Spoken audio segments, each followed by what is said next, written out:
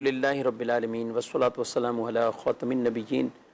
अम्मा बअदु फ़अऊज़ु बिल्लाहि मिनश शैतानिर रजीम बिस्मिल्लाहिर रहमानिर रहीम अस्सलातु वस्सलामु अलैका या रसूलल्लाह व अला आलिका व अस्हाबिका या हबीबल्लाह अस्सलातु वस्सलामु अलैका या नबियल्लाह व अला आलिका व अस्हाबिका या नूरल्लाह। मदनी चैनल के नाज़रीन, प्रोग्राम दारुल इफ्ता अहले सुन्नत में आपको खुशामदीद कहते हैं, मरहबा कहते हैं। अल्लाह रब्बुल आलमीन हम सबको दीन इस्लाम के अहकामात सीख कर समझ कर उन पर अमल पैरा होने की तौफीक अता फ़रमाए। हमारे प्यारे नबी सल्लल्लाहु अलैहि व आलिहि वसल्लम का फरमाने अज़मत आली शान है, इन्ना औलन नासी बी यौमल क़ियामा अक्सरुहुम अलैया सलातन, कि क़यामत के दिन मेरे सबसे ज़्यादा करीब तरीन वो होगा जो मुझ पर कसरत से दुरूद पढ़ता हो। सल्लु अलल हबीब सल्लल्लाहु ताला अला मुहम्मद सल्लल्लाहु अलैहि व आलिहि वसल्लम सलातुन व सलामन अलैका या सय्यदी या रसूल अल्लाह। नाज़रीन किराम, इस प्रोग्राम में आपके सवालात शामिल किए जाते हैं। नंबर आप स्क्रीन पर मुलाज़ा फरमा रहे हैं, इन नंबर्स पर अपने सवालात भेज सकते हैं और SMS भी कर सकते हैं। अगर कोई वीडियो सवाल भेजना चाहें तो बिल्कुल आप वीडियो सवाल भी भेज सकते हैं। हमारी कोशिश होगी इसी प्रोग्राम में जो बराह रास्त सवाल मौसूल हों उनके जवाबात आप तक पहुँचाएँ। आज के इस प्रोग्राम में हमारे साथ शामिल है मुफ्ती मोहम्मद जमील रज़ा अत्तारी साहब, इनको भी खुश आमदीद कहते हैं। कैसे मिजाज गिरामी आपके? अल्हम्दुलिल्लाह अला कुल्ली हाल। माशाल्लाह। हमारे पास कुछ वीडियो सवालात भी हैं, तो पहले हम अपने उन वीडियो सवालात को देखते हैं। मेरा नाम मोहम्मद शहबाज अत्तारी है। मुफ्ती साहब, अगर किसी ने कसम खाई और पूरी ना कर सका तो इसका क्या कफ़ारा है? जी, कसम खाई और पूरी नहीं की तो बधाई रही है कि आइंदा मुस्तकबिल के ही किसी काम की कसम खाई थी और उसे पूरी नहीं की, क्या कहते हैं? बिस्मिल्लाहिर्रहमानिर्रहीम। किसी आदमी ने कसम खाई है और पूरी नहीं की।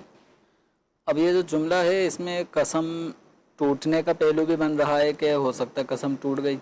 पूरी नहीं की, और एक पहलू यह है कि अभी तक उसने अपनी कसम को पूरा नहीं किया, कभी भी पूरा कर सकता है। तो अब एक सूरत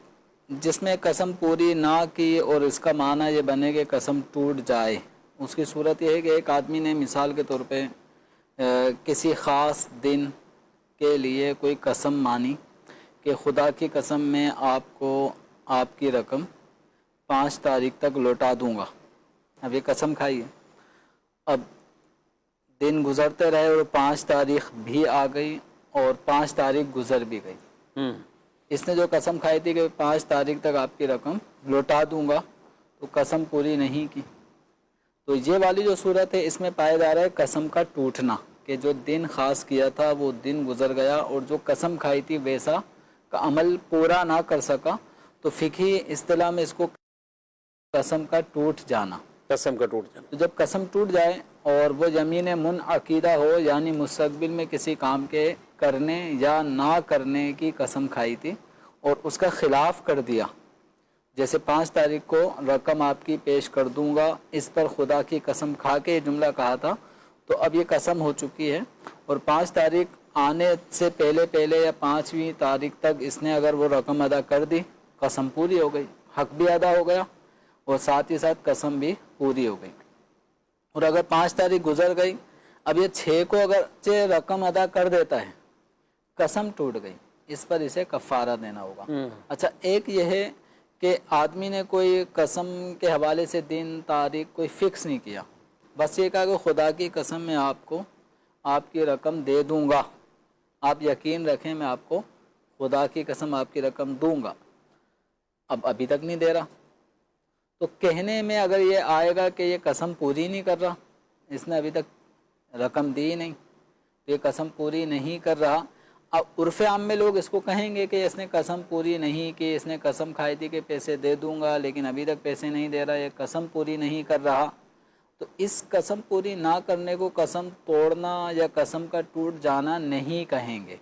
इस सूरत में कसम नहीं टूटेगी, लेकिन जो कसम खाई है उसको पूरा करना होगा और साहिब हक़ को उसका हक़ अदा करना होगा। तो जब कसम टूट जाती है तो फिर शरई एतबार से फिर कफ़ारा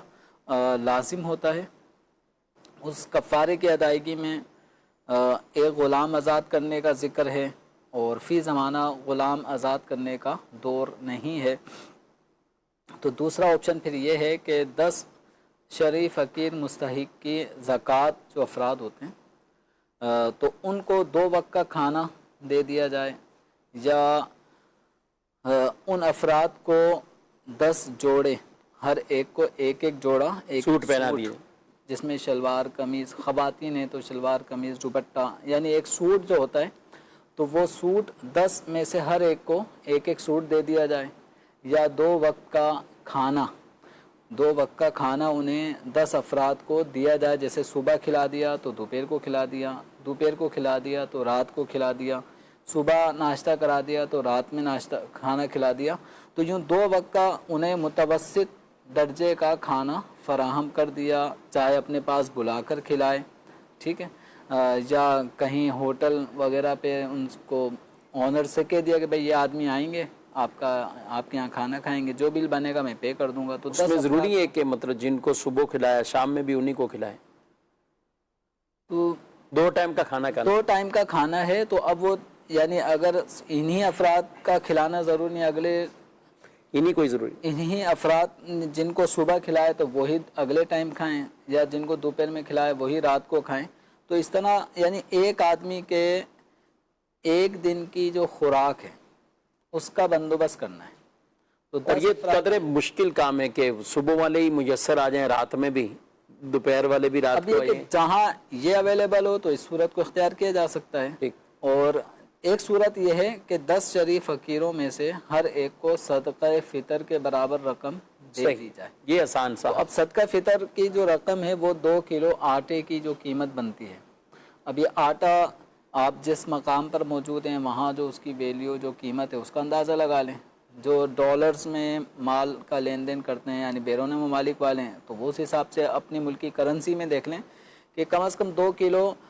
گندم کا آٹا یا گندم جتنے ریٹ پہ ملتا ہے اتنی قیمت آپ ہر ایک شرعی فقیر کو دے دیں۔ صحیح، تو اب مثال کے طور پہ اگر پاکستان کا ریٹ مثال کے طور پہ اگر 250 روپے میں 2 کلو آٹا بآسانی میسر ہے تو 250 روپے ایک آدمی کو دے دیے، دوسرے آدمی کو بھی 250 روپے دے دیے، تو اس طرح کرتے کرتے 2500 روپے اگر ہر آدمی کو 2 کلو آٹے کی قیمت آپ نے دے دی، اس کا مالک بنا دیا، تو اس طرح یہ 2 وقت کے کھانے کے برابر شمار ہوگا۔ اب اگر کوئی شخص ایسا اگر بالفرض پایا جائے کہ جو اس طرح مالی طور پر قسم کے کفارے کی ادائیگی پر قدرت نہیں رکھتا کہ اس کے مال و اسباب ہی نہیں ہے، اور اس وقت کی جو کرنٹ پوزیشن ہے وہ مال سے بالکل عاری ہے، خالی ہے، نہیں وہ مالی اعتبار سے صدقہ دے سکتا، قسم کا کفارہ ادا نہیں کر پا رہا، تو پھر 3 روزے لگاتار رکھے گا۔ 3 روزے، اس میں درمیان میں ناغہ نہیں ہونا چاہیے، صحیح، اگرچہ کسی بیماری کی وجہ سے ناغہ ہوا تو یہ جو گیپ آیا ہے اس گیپ کی وجہ سے جو روزے رکھے 1 یا 2 رکھے تھے وہ کفارہ نہیں بنے، 1 2 3 لگاتار 3 دن اس کو روزے رکھنے ہوں گے، تو تینوں دن جب لگاتار روزے رکھے گا تو یہ قسم کا کفارہ ہوگا، اور جب بھی قسم کا کفارہ ادا کرنے کا مرحلہ ہو تو اس میں نیت ذہن میں ہونا ضروری ہے کہ میں یہ جو فقراء کو کھانا کھلا رہا ہوں 2 وقت کا، یا میں ان کو صدقہ فطر کی مقدار رقم یا اتنا مال ان کو دے رہا ہوں، یا میں روزہ رکھ رہا ہوں مالی استطاعت نہ ہونے کی وجہ سے، تو ان میں کفارے کی نیت ہونا ضروری ہے، کیونکہ کفارہ یہ دیگر عبادات سے ہٹ کر ایک جدا گانا ایک عبادت ہے، ایسی عبادت کہ جس کے ذریعے آدمی کا گناہ بھی مٹ جاتا ہے، تو اس کو کفارہ اسی وجہ سے کہا جاتا ہے، تو یہ ایک الگ ایک انداز ہے، ایک عبادت ہے، تو اس لیے یہاں پر نیت کرنی ہوگی، اور کوئی بھی عبادت بغیر نیت کے ادا نہیں ہوتی۔ جی مزید کچھ سوالات ہیں، ایس ایم ایس پہ بھی سوالات ہیں، ان کی طرف بھی بڑھتے ہیں، اور اتفاق سے قسم کا موضوع چلا ہے تو قسم کے بارے میں بھی سوال ہے کہ کبھی کوئی دوسرا کسی کو قسم کھلا دیتا ہے، تمہیں خدا کی قسم ہے فلاں سے بات نہیں کرنی، سامنے والا کہے ٹھیک ہے، اب بعد میں سامنے والے نے اس فلاں سے بات کر لی تو کیا ہوگا؟ دیکھیں قسم کے الفاظ جس طرح کوئی آدمی خود سے ادا کرتا ہے کہ خدا کی قسم मैं फलां जगह नहीं जाऊंगा, तो अब जो फलां जगह नहीं जाऊंगा ये अल्लाह तबारक व तआला के नाम के साथ जो इसने कसम के अल्फाज अदा किए हैं,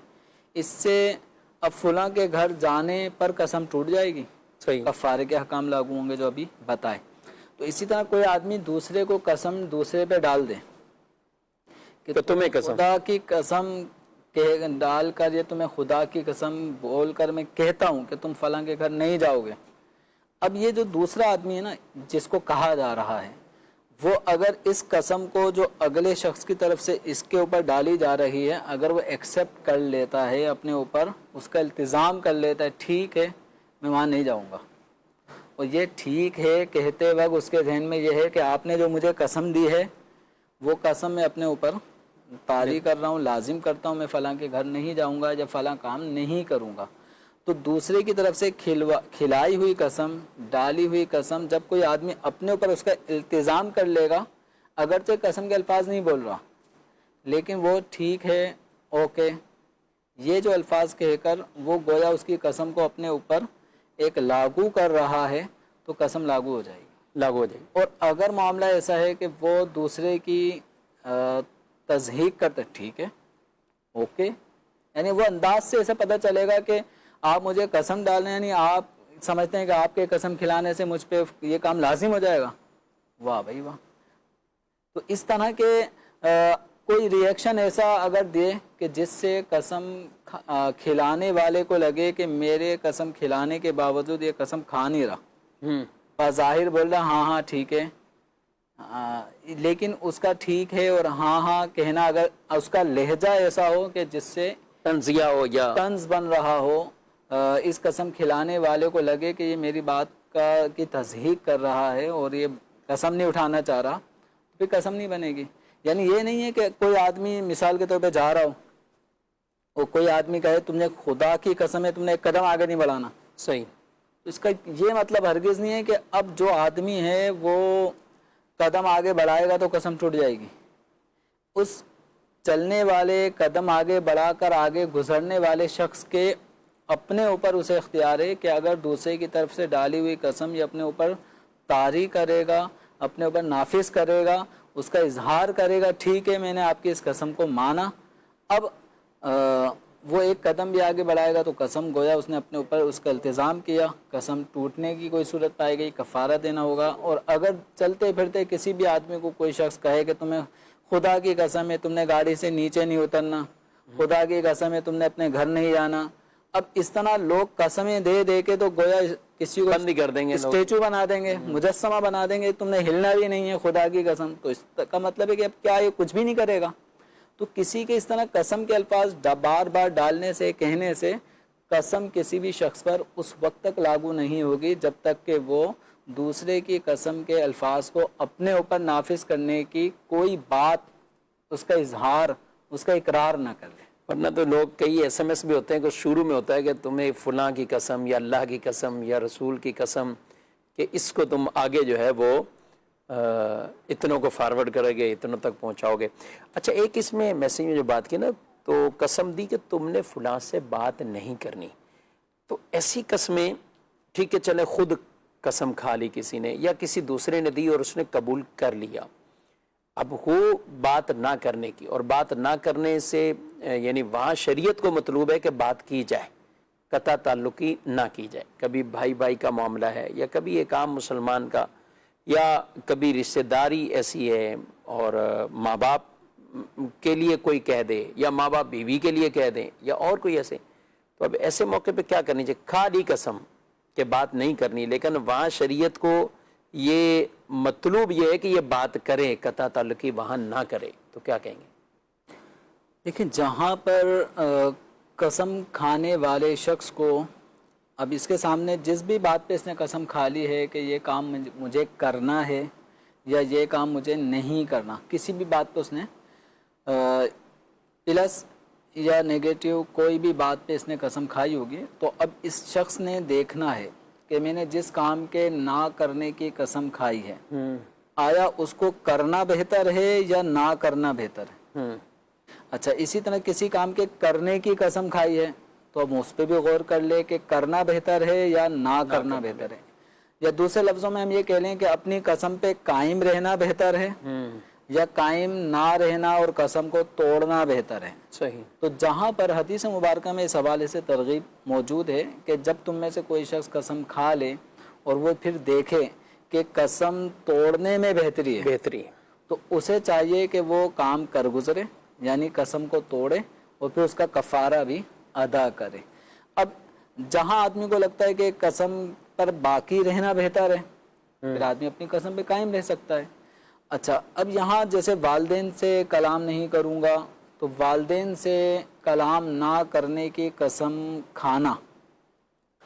یہ اب اس کے دو پہلو آپ دیکھ لیں. ایک قسم کھا چکا کہ والدین سے بات نہیں کروں گا، اور اب والدین سے بات کرنا بہتر ہوتا ہے یا بات نہ کرنا بہتر ہوتا ہے. یہ تو ہر آدمی سمجھتا ہے کہ ماں باپ سے احترام سے بات کرنی ہی پڑے گی، اور ان سے بات نہ کرنے کی وجہ سے ان کی دل آزاری ہوگی، تو لہذا بات کرنے کا عمل ہی فوقیت رکھتا ہے، خیر اسی میں ہے، اور بات نہ کرنے میں شر ہی شر پایا جا رہا ہے. تو فوری طور پر یہاں پہ آدمی اب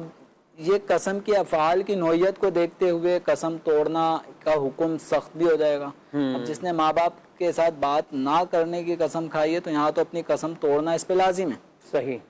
واجب ہو جائے گا کہ قسم توڑے اور ماں باپ سے ان کی جو دل آزاری اس نے کی ہے اس پہ معافی مانگے.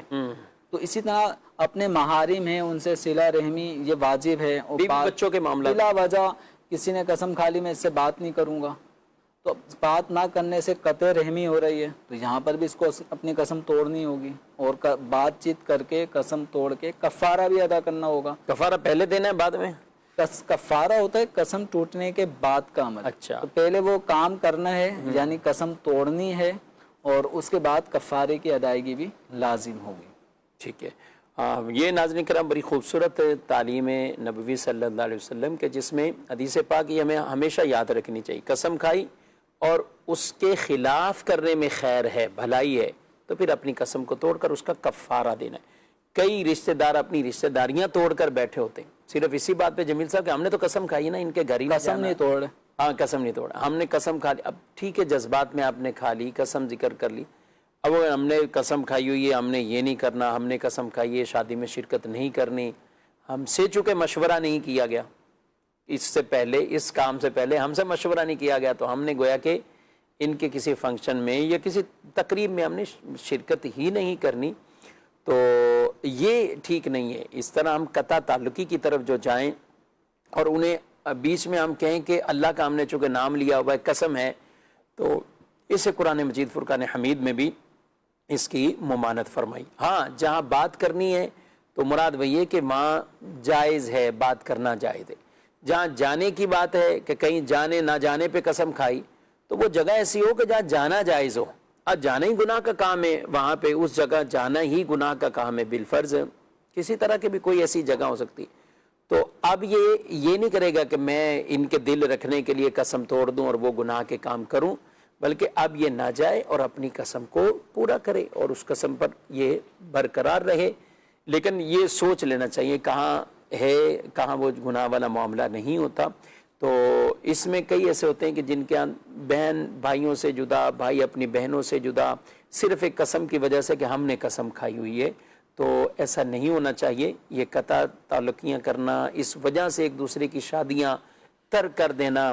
اور کئی تو ایسے ہوتے ہیں کہ موت میت تک کی قسمیں کھا کے بیٹھ جاتے ہیں کہ ہم نے چہرہ نہیں دیکھنا، ہم نے جنازہ نہیں پڑھنا، ہم نے موت کے وقت بھی ان کا نہیں آنا. تو یہ عادتیں بھی اچھی نہیں ہیں، اس طرح کے کلمات بھی اچھے نہیں ہیں، اس طرح کی قسمیں کھانا بھی اچھا نہیں ہے. قسم تو ویسے ہی حتاً امکان کم سے کم ہونی چاہیے. جہاں ضرورت ہے تو وہاں اپنی بات کو پورا کرنا، موقت کرنا، لیکن جہاں ضرورت ہی نہیں ہے تو وہاں قسم ہمیں عام گفتگو میں نہیں لانی چاہیے. تاجروں کے لیے بھی یہی ہے، گھر میں بھی کئی بچے بچیاں شروع سے ہی ان کی عادت قسم کی پڑ جاتی ہے. تو حتاً امکان والدین انہیں ٹوکتے رہیں، سمجھاتے رہیں، لیکن بہرحال یہ احکامات ہیں. جمیل صاحب آپ کچھ سن رہا ہو اور ہم نے بچوں بچی کی بات کی. اب ٹھیک ہے بالغ ہونے کے بعد کئی ایسی قسمیں تھیں، کھاتے رہے، کبھی کفارے کی طرف توجہ ہی نہیں ہے، تو آپ اب کیا کریں؟ وہ یعنی کئی تو ایسے ہوں گے نہیں جو سوچے تو ان میں ٹھیک ٹھاک کفارے ہو جائیں. اچھا، بعض خاندانوں میں اصل میں جیسے بچوں میں قسم کھانے کے الفاظ کہ کثرت جو ہے نا وہ ان کے خاندان میں، ان کے فیملی میں بعض لوگوں کی عادت ہوتی ہے، جیسے والد ہی قسم بہت زیادہ بات بات پہ کھا رہا ہو تو یہ عادت بچوں میں بھی آئے گی. ماں بہت زیادہ قسمیں کھا کھا کے کوئی بات کرتی ہو تو یہ عادت بچے بچیوں میں بھی آئے گی. تو اگر کسی بالغ شخص نے، مرد عورت نے بالغ ہونے کے بعد سے اب تک جتنی بھی مرتبہ قسمیں کھائیں اور قسموں کو توڑا تو اس پر اتنے کفارے لازم ہوں گے. کفارے لازم ہوں. کفارے لازم ہوں گے. اب یہ غور کریں کہ کن کن کاموں کے بارے میں قسمیں کھائی تھی کہ یہ کام کرنا ہے اور نہیں کیا، نہیں کرنا اور وہ کام کر لیا. یعنی قسم ٹوٹنا جہاں جہاں پایا گیا ان سب کو کیلکولیٹ کیا جائے. 10 قسمیں ہو گئیں، 20 قسمیں ہو گئیں، 50 قسمیں ہو گئیں، تو ان سب کے پھر باقاعدہ کفارے جو طریقہ کار بتایا گیا اس کے مطابق ادا کریں. اسی طرح امیر اہل سنت دامن برکاتہم العالیہ کا نیکی کی دعوت میں ایک چیپٹر ہے قسم کے کفارے کے حوالے سے، وہاں سے بھی سوال جواب آ سکتا ہے. الگ سے رسالہ بھی ہے، الگ سے رسالہ بھی ہے قسم کے بارے میں سوال جواب، اس کو بھی آپ تفصیلی طور پہ پڑھ سکتے ہیں. اچھا پھر قسم کے حوالے سے یہ بھی ہے کہ بعض اوقات آدمی ایک کام کے کرنے یا نہ کرنے کے حوالے سے قسم کھا رہا ہوتا ہے، لیکن لفظ قسم جو ہے نا اس میں زیادہ استعمال کرتا ہے. تو اللہ تبارک و تعالیٰ کے نام کے قسم کے الفاظ وہ جتنے زیادہ استعمال کرے گا تو قسمیں اتنی بڑھتی رہیں گی. مثال کے طور پہ اگر کوئی شخص کہتا ہے خدا کی قسم، اللہ کی قسم، رب کعبہ کی قسم میں یہ کام نہیں کروں گا، یعنی 3 قسمیں کھا کے اس نے کہہ دی. اب یہ جو کہا میں یہ کام نہیں کروں گا یہ تو ایک ہی دفعہ بول رہا ہے، صحیح. لیکن اللہ کی قسم، رب کعبہ کی قسم، رحمان کی قسم، یعنی اللہ تبارک و تعالیٰ کے نام کی جو قسم کھا رہا ہے جتنی تعداد یہ بڑھاتا جائے گا قسم کے اتنی قسم بن جائیں گی. اب اگر اس نے کہا تھا 3 قسمیں کھا کر کے میں یہ کام نہیں کروں گا اور کر دیا تو یہ 3 قسمیں ٹوٹی ہیں. تو اب یہ غور کرنا چاہیے ہمارے ناظرین، بعض اوقات یہ بات بات پہ قسمیں کھا رہے ہوتے ہیں. اچھا ایک قسم کا تعلق تو ہوتا ہے ماضی سے متعلق کہ اللہ کی قسم میں نے یہ کام نہیں کیا، اللہ کی قسم میں وہاں نہیں تھا، اللہ کی قسم میں نے یہ دے دیا. اب اگر یہ سچا ہے تو ٹھیک ہے، سچی قسم ہے. اور اگر یہ اپنی قسم میں جھوٹا ہے اور اسے پتہ بھی ہے کہ میں اس وقت جھوٹ بول رہا ہوں، جھوٹی بات پہ میں قسم اٹھا رہا ہوں تو یہ جھوٹی قسم ہے، اس کو یمین غموس کہا جاتا ہے. اس کی سخت مذمت قرآن و احادیث میں بیان کی گئی ہے. اچھا اب کبھی ایسا ہوتا ہے کہ مستقبل کے معاملات میں قسمیں کھا رہے ہوتے ہیں، اللہ کی قسم میں آپ کو یہ پیسے دے دوں گا، کوئی مسئلہ نہیں، آپ گھبرائیں نہیں، اللہ پاک کی قسم میں آپ کو ادا کر دوں گا. یہ 2 قسمیں ہو گئیں. اتنی سی بات میں 2 قسم، اس نے 2 مرتبہ یہ جملہ کہہ دیا، 2 قسمیں ہو گئیں. اب اگر اس نے وہ کام وقت پہ نہیں کیا جس وقت پر قسم کھائی تھی اس کام کے کرنے کی تو قسم ٹوٹی، 2 کفارے لازم. تو جو لوگ قسمیں کھا رہے ہوتے ہیں تو وہ قسمیں کھانا اس قدر کثرت کے ساتھ کھا رہے ہوتے ہیں کہ انہیں یہ بھی نہیں پتا ہوتا کہ انہوں نے ابھی 5 منٹ میں کتنی قسمیں کھا لی. وہ ایک ہی بات کے لیے اور اگلے شخص کو گویا وہ یقین دلانا چاہتے ہیں کہ آپ یقین کرو میری بات پہ کہ میں نے قسمیں کہ میں نے یہ کام کرنا ہے. کیوں؟ کیونکہ میں نے قسمیں کھا کھا کے آپ کو کہہ رہا ہوں. تو جتنی مرتبہ قسمیں کھا کے کہہ رہے ہو اب اس بات کی ادائیگی، اس کام کا کرنا جبکہ وہ جائز ہے وہ اتنا ہی زیادہ موقت ہوتا چلا جا رہا ہے کہ آپ اپنے اس کام کے بارے میں اگلے شخص کو یقین دلاتے ہوئے اللہ کا نام کا سہارا لے رہے ہو. تو اب اس کام کو کرنا اتنا زیادہ ہی موقت ہوتا چلا جائے گا. یہی وجہ ہے کہ اگر آپ نے اس کا خلاف کیا تو آپ پہ کفارہ لازم ہو جاتا ہے. تو اس لیے بات بات پہ قسمیں نہ کھائیں. اور ہمارے معاشرے میں ایسے شخص کو کہ جو بات بات پر قسمیں کھاتا ہو، زیادہ قسمیں کھاتا ہو، یعنی گویا کہ بات کم قسمیں زیادہ کھاتا ہو، تو ایسے شخص کی باتوں پر سننے والوں کو اعتماد نہیں ہوتا. وہ یہ ذہن بنا کے اڑ جاتے ہیں کہ ہمارے پیسے شاید ہمیں نہ ملے لیکن اس کے اوپر کفارے ضرور لازم ہو جائیں گے کیونکہ اس نے قسم توڑنی ضرور ہے. یعنی یہ بر وقت نہ اس نے پیسے دینے ہیں اور کئی ایسے وعدے بھی ایسے کرا کے پھر وہ اسی وقت ان کو پتہ بھی ہوتا ہے کہ میں نے اس کے خلاف ہی کرنا ہے. بہرحال ناظرین کرام یہ پورا ایک ٹاپک ہے، پورا ایک موضوع ہے. قرآن مجید میں قسم کے احکامات، حدیث کے اندر باقاعدہ، اور پھر فقہ کی کتب میں مزید اس کی جزیات اور ڈیٹیل تفصیلات ہے. تو تو ہمیں ضرور چاہیے کہ اس طرح کے معاملات کو بھی ہمیں دیکھنا ہے. اور قسم کا جو کفارہ ہے یہ واجبہ مد میں، یعنی صدقات واجبہ مد کے اندر، یعنی کوئی قسم کا کسی کو، تو جو احکامات زکوٰۃ کے، جو فطرے کے، اس طرح کے احکامات ہیں تو اسی کے کیٹیگری کے اندر یہ قسم کے کفارہ. اور ایسا نہیں ہے کہ آپ ایسے ہی ڈائریکٹ کسی پیٹی میں اور مدرسے میں قسم کا کفارہ آپ ڈال دیں، نہیں، بلکہ آپ اگر کہیں دینا چاہتے ہیں کسی دارالعلوم میں، کسی جامعۃ المدینہ میں، اور آپ کہیں بھی آپ دینا چاہتے ہیں تو آپ ان کے مہتمم کو یہ بتائیں کہ یہ قسم کا کفارہ ہے، یہ قسم کا کفارہ، تاکہ وہ اس کے جو مصارف ہیں اور جو اس کا شرعی مسئلہ ہے اس کے مطابق اس چیز کو وہ استعمال میں لائیں. تو اس کے یعنی یہ چیز بھی ایک اہم ترین ہے جس کا خیال رکھنا ضروری ہے. اور یہی وجہ ہے کہ ہمارے ہاں جب ڈونیشن سیل پر ہوں یا ویسے بھی آپ رسید میں، تو اس واجبہ میں یہ آگے وہ مد بھی کہ واجبہ بھی ہے تو صدقہ واجبہ ہے، قسم کا کفارہ ہے، یا کیا چیز ہے، تو اس چیز کو ضرور آپ ساتھ لکھا کریں تاکہ یہ پیسہ اسی میں ہی استعمال کیا جائے. بڑھتے ہیں آپ کے کچھ ناظرین کے سوالات. کافی قسم کے اوپر ایک ٹاپک چلا ہے تو اس کے کافی شرعی احکامات بیان ہوئے. مزید آپ کی کچھ کالز لیتے ہیں. مفتی صاحب سے میرا یہ سوال ہے کہ اگر کوئی غلطی سے 4 رکعت والی نماز میں 5 یا 6 رکعتیں پڑھ لے تو اس کا کیا شرعی مسئلہ؟ ٹھیک ہے، مزید. میرا سوال مفتی صاحب سے یہ ہے کہ درود شریف کثرت سے پڑھنے کی فضیلت کب حاصل ہوگی؟ جی، درود پاک کثرت سے پڑھنے کی فضیلت کب حاصل ہوگی؟ جب کثرت سے پڑھیں گے تو انشاءاللہ اس کی فضیلت حاصل کثرت ہوگی. کسے کہیں گے؟ اب یہ کہ کثرت کس کو کہیں گے، تو اس میں علماء کرام نے مختلف تعداد کثرت درود پاک پڑھنے کے حوالے سے بیان فرمائی ہے. تو کہیں 1000 مرتبہ روز پڑھنا یہ کثرت میں شمار فرمایا گیا، کہیں 500 مرتبہ درود شریف پڑھنا کثرت میں شمار کیا گیا، اور 313 مرتبہ درود شریف روزانہ پڑھنا اس کو بھی کثرت سے درود پڑھنے میں شمار کیا گیا ہے. تو اب یہ ہے کہ جس قدر وقت ملے، جس قدر آپ کے لیے آسانی ہو، اور خشوع و خضوع کے ساتھ، خوب اہتمام کے ساتھ تصور مدینہ قائم کرتے ہوئے، تصور سرکار مدینہ صلی اللہ علیہ وسلم یہ اپنے قائم رکھتے ہوئے جب آپ درود پڑھیں گے تو انشاءاللہ اس کی خوب برکتیں ہوں گی. تو کثرت درود پاک پڑھنے کے حوالے سے 1000 مرتبہ، 500 مرتبہ، ورنہ کم از کم 313 مرتبہ درود پاک ہمیں پڑھنا چاہیے. انشاءاللہ کثرت درود پڑھنے کے جو فضائل ہیں، جس میں ایک بنیادی فضیلت نبی کریم صلی اللہ علیہ وسلم نے اپنا قرب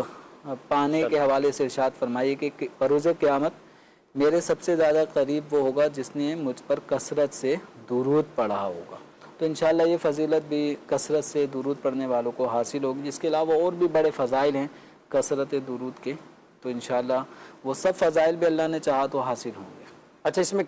کم درجہ جیسے وہ 313 کا ہے، یعنی ایک 313 جی کے اعتبار سے کہ 313 ہے، پھر 500، 1000، جی تو کوشش یہی کرنی چاہیے کہ کم از کم 500. یعنی یہ اگر مثال کے طور پہ گھر سے مسجد آ رہے ہیں، مسجد سے واپسی گھر جا رہے ہیں، یوں ہی آفس سے مسجد جا رہے ہیں، کارخانے سے مسجد جا رہے ہیں، واپسی آ رہے ہیں، تو عمومی طور پہ اگر ہم دیکھیں تو مسجد عام طور پہ اتنے فاصلے پہ ہوتی ہے کہ اگر ہم 100 مرتبہ درود شریف پڑھنا چاہیں تو پڑھا جا سکتا ہے، صلی اللہ علیہ وسلم، صلی اللہ علیہ وسلم، صلی اللہ علیہ وسلم. تو یہ اگر مسجد جاتے جاتے 100 مرتبہ پڑھ لیا، واپسی آتے آتے 100 مرتبہ پڑھ لیا، 5 نمازوں کے لیے آپ جا رہے ہیں، آ رہے ہیں، تو یوں بآسانی 1000 درود شریف کا فگر یوں تو چلتے پھرتے ایک روٹین میں یہ شامل کر لیں کہ مسجد جاتے جاتے کوئی ادھر ادھر کی باتیں نہیں کرنی، صرف درود پڑھتے ہوئے جائیں گے، درود پڑھتے ہوئے آئیں گے، تو 1000 کا فگر تو یوں ہو گیا. اس کے علاوہ مغرب کی نماز کے بعد کوئی ٹائم ملتا ہو، عشاء کی نماز کے بعد کچھ ٹائم ملتا ہو، یوں ہی فجر کے بعد کا ٹائم تو بڑا ہی خوبصورت اور ٹھنڈا اور بڑا یوں سمجھیں کہ ایک خاموش پرسکون وقت ہوتا ہے کہ کوئی جھگڑے بھی نہیں ہو رہے ہوتے گلی محلے میں بھی، تو مسجد میں بھی بڑا پرسکون ماحول ہوتا ہے. تو آپ اس موقع پہ 500 مرتبہ درود شریف پڑھنے کا معمول بنا لیں کہ مسجد میں پڑھ کر پھر اپنے گھر آ جائیں، یا گھر آ گئے نماز فجر ادا کرنے کے بعد تو گھر میں جائے نماز بچھا کے پھر درود شریف کی یہ 5 تسبیحات پڑھ لیں، 1000 مرتبہ درود شریف پڑھ لیا. تو اب اس دوران بعض لوگ ایسے ہوتے ہیں کہ جو فجر کی نماز کے بعد جن کے پاس سونے کا کوئی شیڈول نہیں ہوتا، बस नाश्ते की तैयारी होती है या बच्चे स्कूल जाने की तैयारी कर रहे होते हैं, इस दौरान या इन्हें ड्यूटी पे जाना है, तो इस दौरान एक स्पेस है आधे घंटे का 1 घंटे का, इसमें कुछ ना कुछ एक्टिविटी तिलावत कुरान पाक की और कसरत दुरूद के लिए कोई एक मिकदार अपने ज़िम्मे पे रोज़ाना अपनी आदत में शामिल कर लें, तो इससे इंशाअल्लाह बरकतें हासिल हों। अब तो माशाल्लाह जैसे रातें कुछ बड़ी हुई हैं और वुसअत वाली हैं, और सुबह के टाइम फजर की नमाज का भी ज़रूर एहतमाम इंतज़ाम करना। देखिए, हम फजर के नमाज के कुछ ही देर बाद जो वैन रक्शे गलियों बाज़ारों में ज़ाहिर है बच्चों को लेने के लिए, और घरों में भी एक होता है कि बस जाना है, बच्चों को उठाना है, तो अगर जहन फजर की नमाज का होगा तो कुछ ज़्यादा नहीं है, यानी आधे घंटे का फ़र्क होगा अगर उस एतबार से। जैसे आजकल जो टाइम चल रहा है फजर का 15-16 अक्टूबर जो भी टाइम चल रहा है, ये 6 बजे उमूमी तौर पे मस्जिद में जमाअतें हैं, 6 बजे 6:05 पे कहीं ना कहीं, और आम तौर पे बच्चों को स्कूल की वैन लेने आम तौर पे 6:45 बजे 7 बजे आ जाती हैं, 7 बजे जी, वालदा ये 6 बजे उड़ जाती हैं। तो यूं ही मर्दों को भी एहतिमाम करना चाहिए कि बाद जमात नमाज का एहतिमाम करें, ख़वातीन को भी नमाज का एहतिमाम करना चाहिए। अच्छा, दूसरा सवाल था, गलती से 5 रकात पढ़ ली है, 4 रकात वाली नमाज 5 पढ़ ली या 6 पढ़ ली, क्या कहेंगे? अब इसमें गलती के अंदर अगर ये सूरत पाई गई कि चौथी रकत में बैठना चूँकि फ़र्ज़ है, तो अगर ये फ़र्ज़ की अदायगी कर ली थी, क़ादा अखीरा कर लिया था और फिर 5वीं के लिए खड़े हो गए या छठी के तरफ भी चले गए, फिर जाके याद आया और इतना पता है कि क़ादा अखीरा चौथी रकत में किया था, तो 4 रकात फ़र्ज़ सुन्नत जो भी ये पढ़ रहे थे वो अदा हो गई, और बकिया जो रकातें हैं वो नवाफिल के ज़ुमरे में चले जाएंगी। और अगर क़ादा अखीरा नहीं किया था, ये पता है कि चौथी रकत में मैं बैठा ही नहीं, वो 5वीं के लिए खड़ा हो गया, अब 5वीं के सजदे में भी चला गया, तो अब ऐसी सूरत में ये 1 रकत और मिला ले ताकि ये 6 रकातें हो जाएं। अब ये जो इसने 4 रकात शुरू में शुरू किए थे पढ़ना, वो अदा नहीं हुए, वो फ़र्ज़ अदा नहीं हुए, वो सुन्नतें पढ़ रहा था, वो सुन्नतें अदा नहीं हुई। क्यों? क्योंकि क़ादा अखीरा करना, चौथी रकात में बैठना, अत्तहियात में बैठना, क़ादा करना, ये फ़र्ज़ था और ये फ़र्ज़ रह गया। फ़र्ज़ में से, फ़राइज़ में से एक भी फ़र्ज़ अदा होने से रह जाए तो नमाज अदा नहीं होती, तो अब इस नमाज को दोबारा से अदा करना होगा। सही। अब अगर बैठ गया था और इतना पढ़ के फिर खड़ा हुआ, यानी तशहुद पढ़ लिया, लेकिन अब उसे एक गुमान होता है कि शायद मैं चौथी में हूँ या किस में हूँ, क्या करें? अब अगर किसी आदमी को यानी तशहुद में बैठा है, अब उसे लग रहा है कि आया मैं तीसरी रकत में बैठा हूँ या चौथी में बैठा हूँ, अब मुझे क्या करना चाहिए? तो अगर ज़िंदगी का ये पहला वाक़या है कि जिसमें ये कोई भी फ़ैसला नहीं कर पा रहा, तो इसे चाहिए सलाम फेरे, अस्सलाम वालेकुम व रहमतुल्लाह, नमाज से निकल जाए और नए सिरे से नमाज पढ़े। ज़िंदगी का अगर पहली दफ़ा का, और अगर ये एक दफ़ा ऐसा हो चुका और उसके बाद फिर होता रहता है वक्तन फ़वक्तन, तो अब इसे गौर करना चाहिए। जो ज़न्ने गालिब है, कभी गुमान है कि ये 3 रकातें हैं और मैं तीसरी पर बैठ गया गलती से, तो अब इसे खड़े होकर चौथी रकत अदा करनी है। और अगर इसे ज़न्ने गालिब कभी गुमान यही है कि मैं चौथी में ही बैठा हूँ, तो ये कभी गुमान आदमी को थोड़ा सा कुछ टाइमिंग से भी अंदाज़ा हो जाता है, कुछ सूरतें इसको जो उसने पढ़ी होती हैं वो याद आ रहा होता है। तो कभी गुमान अगर हो गया कि चौथी ही रकत चल रही है और मैंने चौथी में ही बैठना था और मैं चौथी में बैठा हूँ, तो अब ये अपनी नमाज को कंटिन्यू रखें। और अगर मामला ऐसा है कि ना 3 समझ में आ रहा है ना चौथी समझ में आ रही है, कोई फैसला नहीं कर पा रहा है, यानी जिसको हम कहते हैं शक शुबा तरद्दुद, तो शशो पंज भी कह देते हैं कि समझ में नहीं आ रहा, तो अब ये 3-4 कौन सी रकातें पता नहीं।